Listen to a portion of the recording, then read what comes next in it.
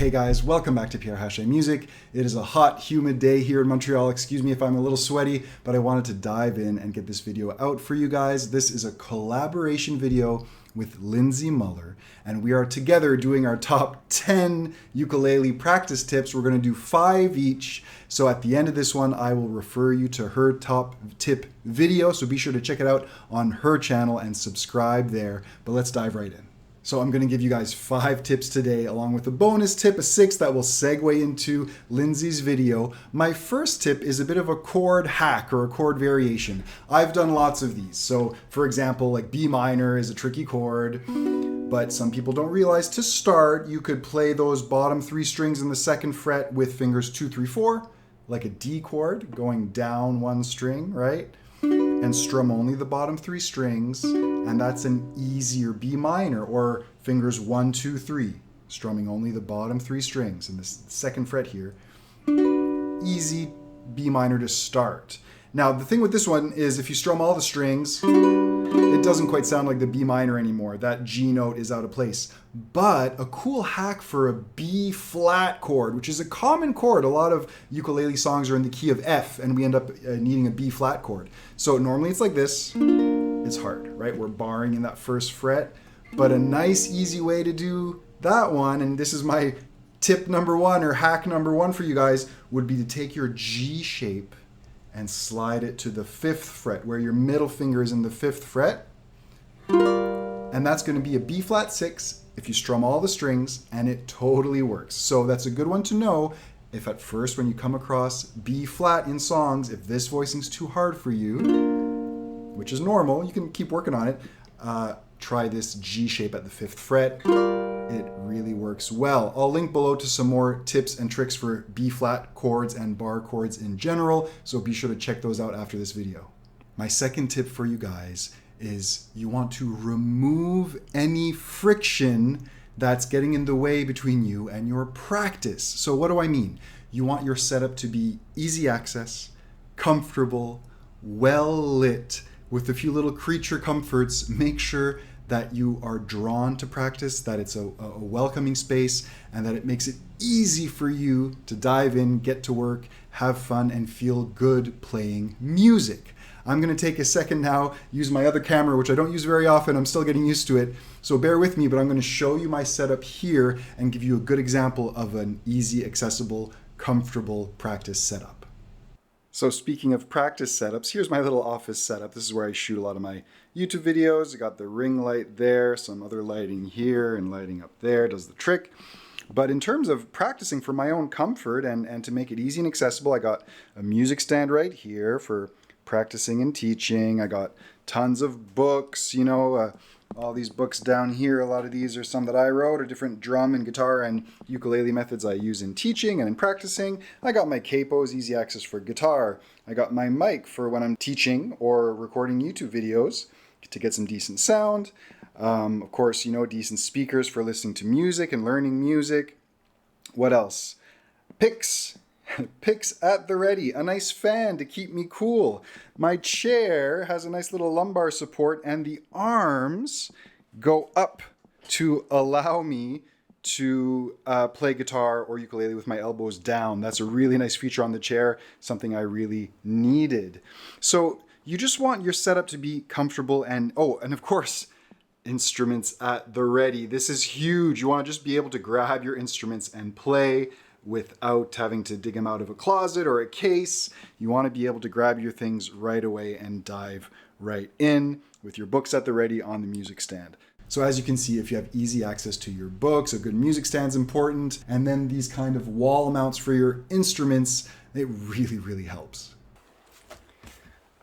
Okay, next you're going to want some good books to practice. I think working through a method, something that someone's really thought through, put songs in order, chords in order, gradually learning new rhythms, this sort of stuff can really, really help you progress. You can take a look at my books. Easy Ukulele is great for learning to strum and sing, sticks to basics, but easy children's songs on to more popular music, teaching you different rhythms and strumming patterns.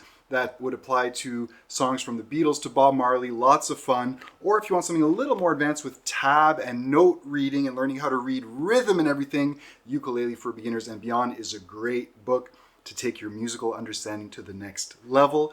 I'll link to those down below. They will be affiliate links. It really helps out the channel. As well as Ukulele Primer is a great book with more public domain music. Also focuses on interesting strumming patterns, teaching you how to alternate strumming and then do specific strumming patterns for each song. So you want to mix it up, work through a book step by step, and take your playing to the next level. Whether it's working through one page a day or one page a week, you can go through these methods at your own pace, gradually work through them. Even if it's only 5 minutes a couple times a week, it can really help give you some new direction in your practice, keep things fresh, work on reading, work on new music, rhythms, chords, etc. It's a really good addition to your practice routine. The only thing that's better than a good music book to work through might be a good teacher to guide you along the way. And by the way, I am taking on a few new students this summer. If you're interested, check out my website down below, pierrehachemusic.com, to check out all my books and inquire about lessons. My next tip for you guys, my fourth tip today, is don't just work on songs. You want to mix it up. Learn some scales on ukulele, guitar, whatever instrument.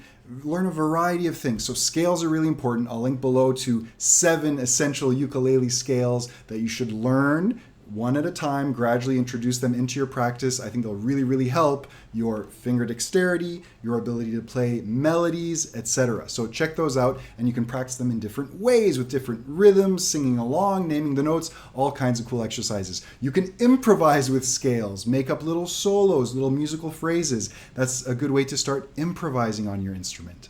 Practice singing, sing along with recordings, sing along to scales as I mentioned. Work on different rhythms, understanding rhythm, counting out loud as you play. I have a bunch of tutorials for that. I'll link to those below as well. Different strumming patterns, basic finger picking patterns you could learn, reading notes, reading tabs or notes to learn melodies, start working on finger style arrangements, listening to music. You know, when you practice listen, maybe use the recordings to strum along or find the starting note as you sing, things like that. And lastly, be creative in your practice. Come up with your own exercises. Come up with your own little riffs or chord progressions or strumming patterns. You can invent, you can compose your own little songs and exercises to move things along and change the way you practice, make it more personal, make it creative and expressive. My 5th tip for you guys today is you want your practicing, and this ties into that tip about your practice setup to make it comfortable. You want your practice to feel good. And so now if we're going to zero in on the uke here for a second, like if I'm practicing just strumming going from C to G, and let's say just 4 downs.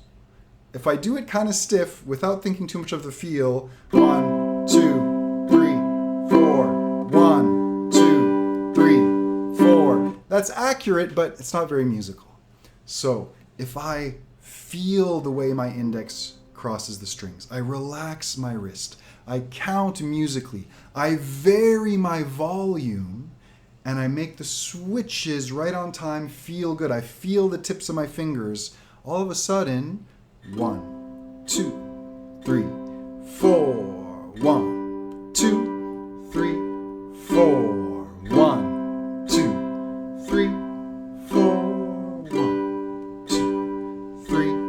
4.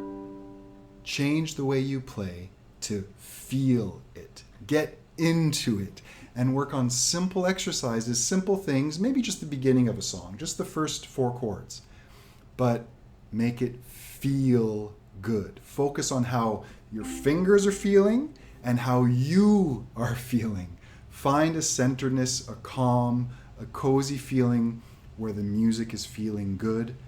That's where you want to work from, and you can have longer, more enjoyable practice sessions if you can find that cozy place.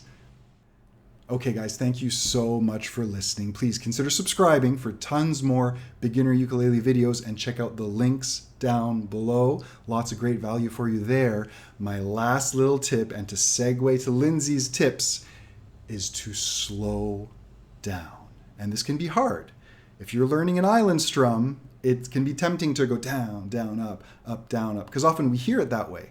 But if I want to work on my chord transitions, let's say going from a G to a B flat or F to B flat, look, I want to slow down. And the tendency is to rush, to speed up. But I'm going to go down, down, up, down, up, down, down, up. Give yourself the time. Up, down, up. One more time. Let's do that B flat variation. Up to the 5th fret. Up, down, down, up. Easy hack.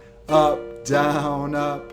Slow down and listen to make sure you stay slow.